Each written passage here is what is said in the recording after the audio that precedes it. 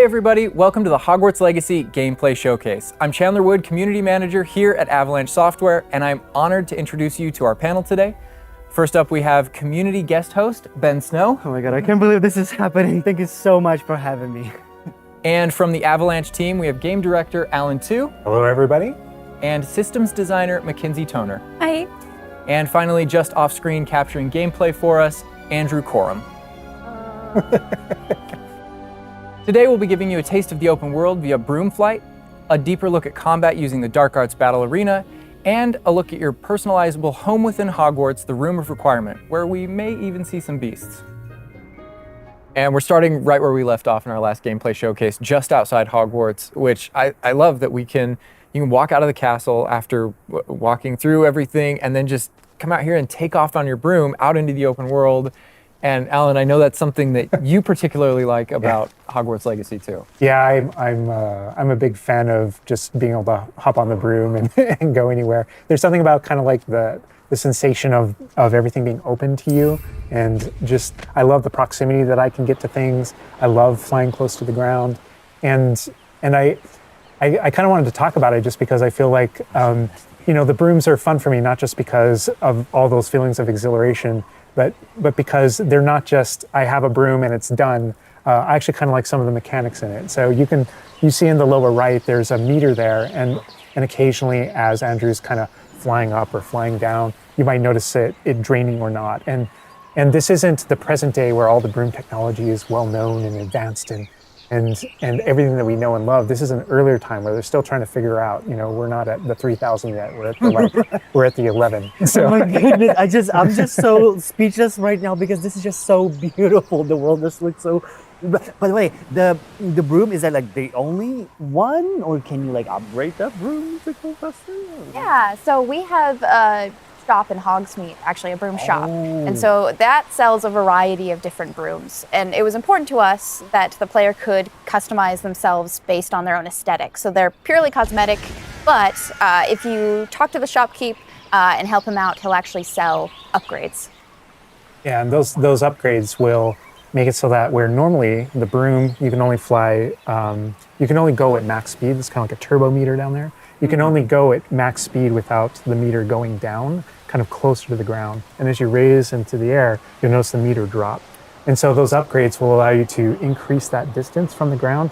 And the broom owner at the sporting goods store in Hogsmeade is trying to perfect the broom and get better at it and know it better. And you can participate that and get better and better brooms through that. And I love that mechanic encourages you to actually explore the world and kind of stay close to the ground. It's not just a travel mechanic, point A to point B. You're not just flying high over everything, although it is beautiful, something I really love doing, but as well, there's lots to explore on the ground, and so kind of keeping you down at the ground level. And to me, it feels like it's got this kind of surfing vibe over the. Oh my god! Like I'm just like I want to snatch the controller from Andrew right now because I want to go to the mountaintop, I'm going to the forest, and to that hamlet, or I don't know if that's how it's called. I think that's what it is. No, it's awesome. We're actually gonna land here, and I feel like that you call it a hamlet is just perfect, just because that's what we refer to it as, and so. We all know from lore that Hogsmeade is the only all-wizarding village within Britain, but we wanted other opportunities to kind of meet other characters out here and to kind of populate the landscape, so it's not just kind of, barren as you leave out this direction and that direction. And so we just imagine these different dwellings, these different smaller locations that wizards might live in out in the Scottish Highlands. And so it's those, and so we refer to those as hamlets, and they're opportunities to learn those wizard stories, how those different locations have kind of like learned to live, what their relationships are with characters at Hogsmeade and Hogwarts. And so they're both quest opportunities out here and a chance to kind of get to know more of the area, even beyond Hogwarts and Hogsmeade that we've already experienced. And you'll also notice on the mini-map, like lots of little icons, and each one of those represent gameplay in the hamlets that you can participate in, whether it's a vendor or different puzzles and challenges or different secrets that exist. Each one of those icons are different opportunities for gameplay. And you'll notice that same thing as we venture out into the open world as well. So when you go out into the open world and you see those icons, whether they're on the mini-map or on your map or off in the distance, those things are opportunities to say, like, I want to increase my inventory capacity. They're puzzles left behind by old wizards, that you can solve that actually grant you those. If you see ruins off in the distance and you visit them, you might find opportunities to actually expand and learn about your ancient magic.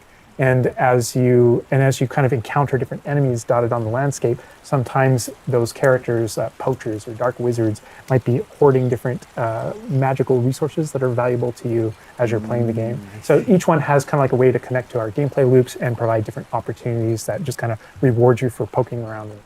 I mean, I right away want to just cover all of those points on the map just by going over there. Well, we've flown on a broom already, but there is something that we haven't done so far, and that is getting on our flying mount.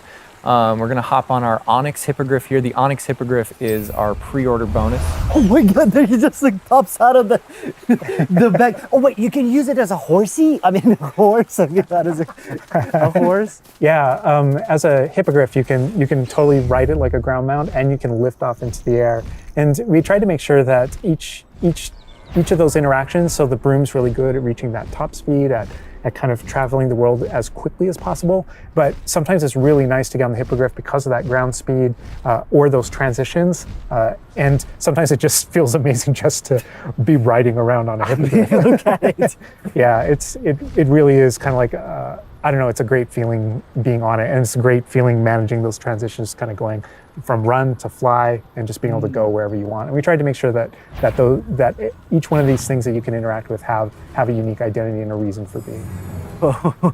And oh my god, like I see like different like areas, like a swampy area. By the way, can you go to like entire map anywhere you go? There are regions that are like locked from you? Yeah, as soon as there's kind of a moment where the world kind of opens up to you outside of Hogwarts as a student, and right from that moment, early on in the game, you can go wherever you want. And so you might find more difficult challenges in different areas, and you'll see different spots as Andrew's moving around, like you mentioned, the swamp. But there, we have got like a coast, and we've got different types of environments out in the world just to kind of pepper your experience, reward you for exploring, keep things fresh. All those things exist as we're moving around. So cool. And I love that windmill. It's like so rustic. Like I keep forgetting that this is like 1800s. The Wizarding World we've never really seen before. Like it feels so authentic. Like it's part of it. Yeah, I love this vista too, and I'm gonna have Andrew stop here. We're gonna use a bit of dev magic to change the seasons. Actually, I want you to see what this world looks like covered in snow. Yes, yes, yes, please. I love snow. That's all I want. Wrong wavy. We have a little supply. Oh my god, this is so beautiful. Oh my goodness. This is so pretty. Okay, it looks so realistic. Oh my god, it changes the landscape like completely. Oh my god, does it have like actual like gameplay impact? Like impact on the gameplay? Or does it like it's just the weather of Scotland? Yeah, we really use it as a narrative marker through the game. So as you're progressing through your main storyline, it was important for us to kind of like have those moments that kind of felt like when you're reading the books or watching the movies where, you'll see kind of like the title card, winter, and now the landscape has changed and you're really feeling that passage of time while you're a student, going through your year at Hogwarts. And I think we wanted to duplicate that. And for me, it's really fun that it's not just on the outside, which I agree, I think it looks really beautiful, but within the school as well. So there are moments like when it reaches certain holidays or things like that, where Hogsmeade reacts to holidays and the school reacts to holidays, and you see the decorations around those environments change. That really helped just kind of make me feel like I'm there. Right. Yeah. And it's not just for the seasons, those kind of vibe things. Like we have a day-night cycle, and that day-night cycle, even though similarly, like it's largely about vibe, when you go into Hogsmeade in the evening, there's less characters there. Around the school, you'll notice it kind of dies down and quiets down just when there's just candlelight and students kind of like as you're walking through the halls. But in that day-night cycle is where we've kind of placed a few items where, whether or not you can collect them or whether or not you can interact with them that are a little bit restricted by the day-night cycle. And I love Andrew's flying up here, really high up on the hippogriff. And we're just looking at this view of Hogwarts in the distance. It's just absolutely beautiful. It's part of what I love most about flying around in this game, whether it's on a hippogriff or on the broom.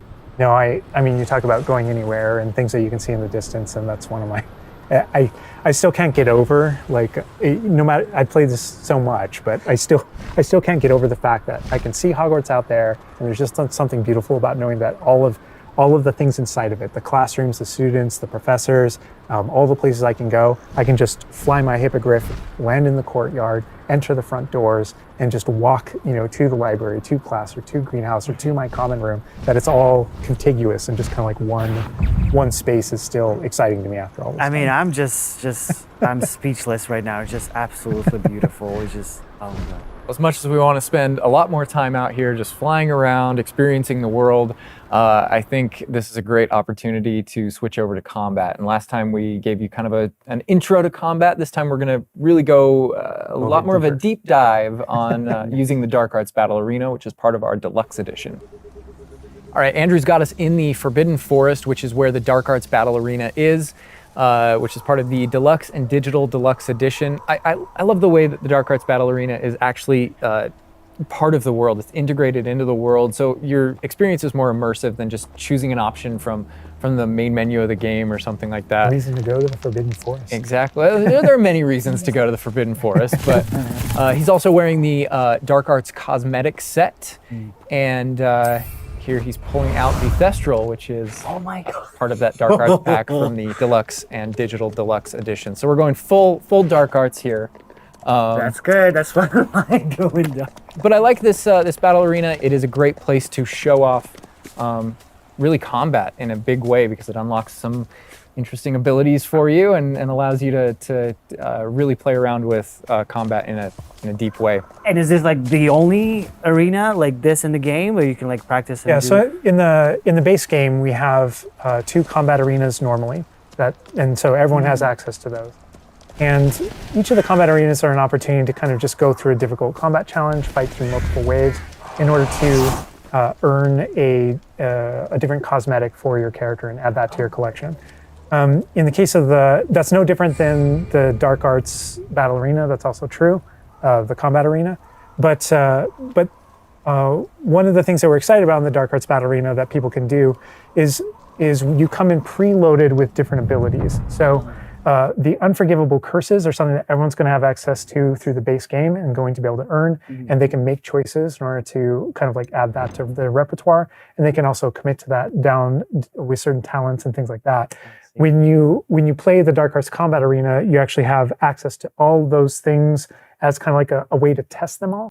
And so it's a chance to kind of like tour and play with the Dark Arts and decide whether or not that is a path that you kind of want to go down. But yeah, everyone has the same ability to explore the Dark Arts. This is just kind of like a way of previewing.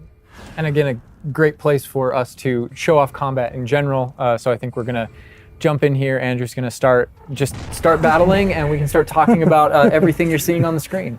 All right. Oh, they just about the cadavers right away. Oh my God. We're starting off strong. Oh my God. Was that Kujio? Oh my God. That's so cool. Yeah, so that you'll notice right away, like when we used Avada Kedavra, that guy's health bar went from instant to 0, and we really are trying to honor the way Avada Kedavra works in the game, even in some pretty extreme situations. You'll notice that like the meter takes up a lot longer to a little kind cooldown. of build up as a way to kind of deal with its extreme power, just so that it's still fun to use. And then there's some ways that we'll probably talk about to adjust that. But I don't know. I don't know if there are things on the screen that you just have questions about. Well, like I see like little blue things popping from the enemies. Also, before like that sign, well, it's like, so in the community we call it the ancient magic sign. I don't know if that's how it's called. In the game. So the community is astute. So on the development side and in player facing in the game, we reference that as your ancient magic meter. Oh, so it is ancient magic. That is, yeah. So as your abilities in the game keep growing and you become exposed to some of the secrets about your own kind of mystery and your own abilities, you start unlocking new powers. So one of those powers, you'll see the R1 button appearing throughout the game. That's an ancient magic throw, we call it, that allows you to kind of like draw an object to you and fling it at an enemy.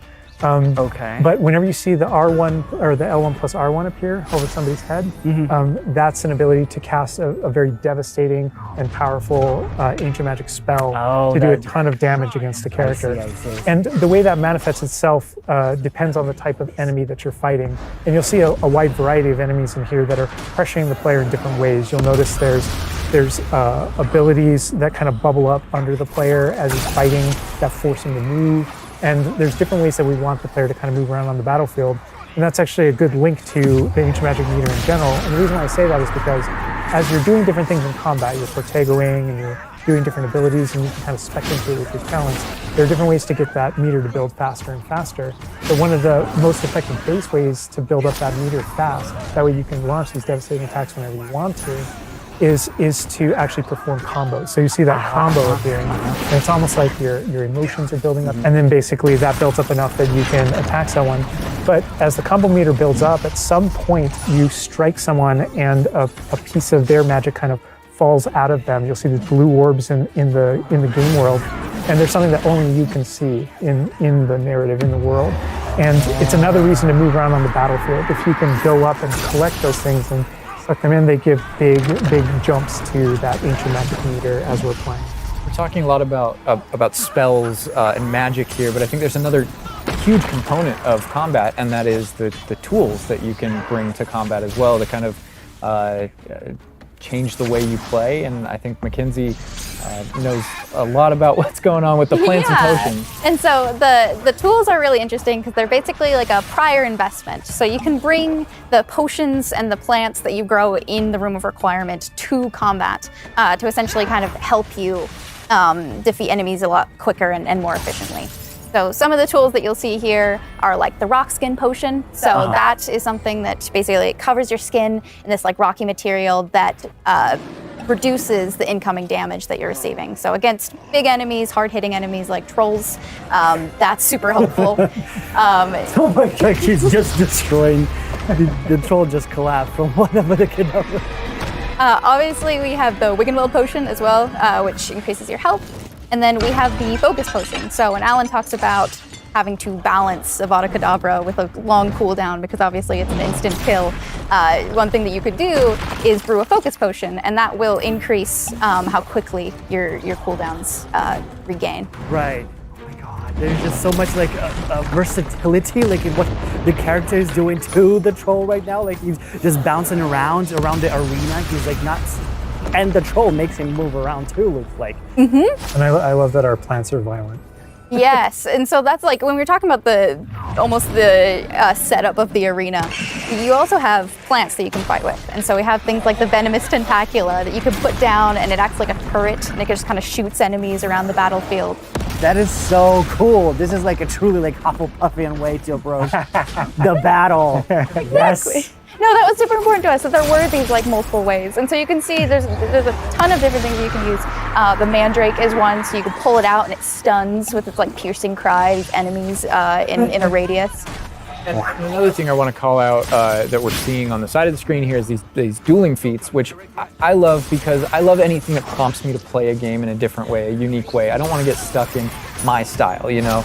And so this is a way to, if you want to get stuck in your style, go for it. If you just want to blast people with spells, go for it. But we also want to have some things over here that may make you use certain plants or certain potions or block more or... Yeah, we mentioned the field guide challenges in the prior stream. And the field guide challenges, this is the way that the field guide manifests like challenges for you to do in combat. And exactly to your point, we just wanted a way to encourage players to explore the different systems, to help them decide, to just kind of practice with them and explore what they want to be, because there really are so many different ways that you can push talents.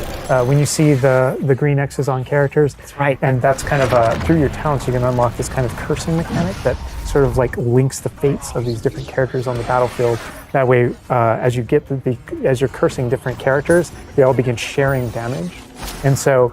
We have things like Avada Kedavra, which is the insta-kill, but if you curse everyone before you insta-kill this one guy, they can all drop dead for that kind of ultimate Voldemort fantasy. And so Oh my god. there are dark arts fantasies. There's fantasies about being more of a defense against the dark arts characters, things like that misty step that you see occasionally being used on the battlefield. And we can also spec into our potions and plants to make them more powerful and more efficacious. So it's Wow. all about which type of player you feel like you are and whether or not you want to play with prep, on the fly, or with deliberation, and those are all different options. That is so cool because like it's like I see so much like going on the stream, just so much complexity, and I want to just try it myself, like which style works best. I mean, I feel like it's the dark arts is going to be the easiest route, but You're that our ancient audience. magic, to be honest, feels like much more powerful than just the dark arts. Yeah. To be fair. And speaking of plants and potions, we're going to be putting the dark arts away, put those unforgivable Aw. curses away, and heading to the Room of Requirement, which is your home within Hogwarts, a personalizable space that actually has some utility as well, where you get to brew things and grow things and also care for some beasts. All right, Andrew's got us in the Room of Requirement, wearing, we kind of went casual mode on the outfit here, wearing a nice jumper. And I think that's a good jumping off point for the personalization of the space as well. Not just your character and the visuals of your character, but actually this space is a place that you can make your own. Yeah, it was super important to us that this space really did feel like your reflection as a wizard. So you can change the architecture in here. What? Different themes throughout, starkly different themes, to really just hammer home that this is yours. You Oh can my change- god, what? This is beautiful. We never expected that to be. Oh my god. That's the thing, is not only can you change the architecture here, but you can actually conjure little objects into this space, as you can see. So there's like statues that you can do, and ornaments, and tables, and rugs, and just a bunch of little things that really flesh out the space and bring it to life. Oh my god, because like we had an idea that those places where you brew stuff, that's where you can change, but you can do all of this. Where do you even get this stuff? Like there's a furniture store? Yeah, so we call them conjurations. And the conjuration recipes can be purchased at Tomes and Scrolls in Hogsmeade. But also as you engage in different types of gameplay throughout the world, you'll be rewarded with different objects. That's so cool. And you change color? You can change the color, you can change the size of it, and you can place it basically anywhere. Oh my god, it's so tiny. It's like for baby Niffler. And I love how the system too is designed. It's not mechanical; it's immersive, and so you get the magical effect of conjuring it in, and you're actually doing this in the world as your character. But the way you've blended like that gameplay with the immersive design of personalizing the Oh my space. god, like, and I love the animation, how it like appears, you know, like it's not just like there, it's like it almost like it apparates. It is really quite beautiful, and that was the thing, is we wanted that to look really nice because the magic in the wizarding world is everywhere. It's physical, it's kinetic, and it's whimsical. And we really wanted to nail that whimsy in this space. Another thing that I wanted to discuss is that not only can you like conjure things and you can change their look, but you can do that with the utility objects as well. So you can see that we have planting pots and potion stations, and you can change the look of those as well. And these are the areas where, as we had mentioned previously, you'll be growing your plants, you'll be brewing your potions. Right. So while you're also doing these like kind of nurturing-based activities, this is also the space where you would bring your gear to be identified and gear to have like rates put on it, which I believe Alan can talk to. Oh. Yeah, we keep bringing up appearance and how it looks, and on a, like in the game, you can look like anything you want to whenever you want to. But the player will be finding different types of gear, that we call it, as you progress through the game. And essentially, we just know that clothes and different items in the wizarding world can have different magical properties. And as you explore and as you adventure and as you defeat enemies, you're going to be finding different pieces of gear that have different abilities, and that can help you in your journey and are a major part of you kind of growing as a wizard and advancing as a wizard. And so There's a huge list. and not all the time, whenever you get a new piece of gear, you don't necessarily know exactly what it does. And so there is a station inside of the room of requirement that you can conjure. It's one of the first things you conjure, called an identification station, where you can actually bring that gear that you're uncertain about and learn what its abilities are. Right, yeah, that's so cool. And then as the space advances even further, and the space will eventually grow its own rooms, and you're going to get new recipes, you know, like Mackenzie's talking about, all these different things keep expanding. And as it expands, eventually you're going to earn what we see here, which is called a loom. And when you set up a loom, it's an ability to essentially customize exactly which magical properties are on your gear and take any piece of gear and adjust its properties and to tweak what it does. And I mentioned earlier that you can make anything look like anything. The collection of appearances, we call it, or cosmetics, we've been referring to it in this stream. Those types of things you can use, and you can apply a look to any other look. So if you get a piece of gear, you put it on, you look like that, but you can change it to look like whatever you want.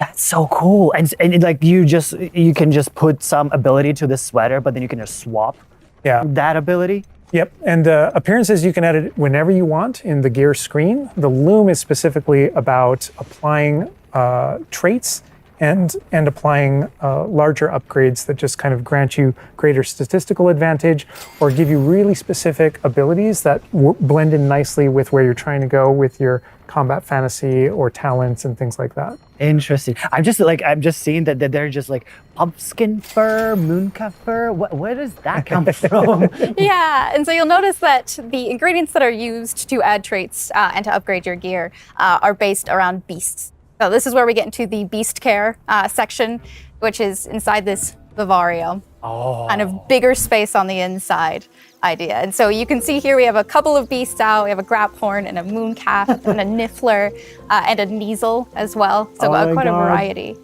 Oh my God, he's just like a big puppy.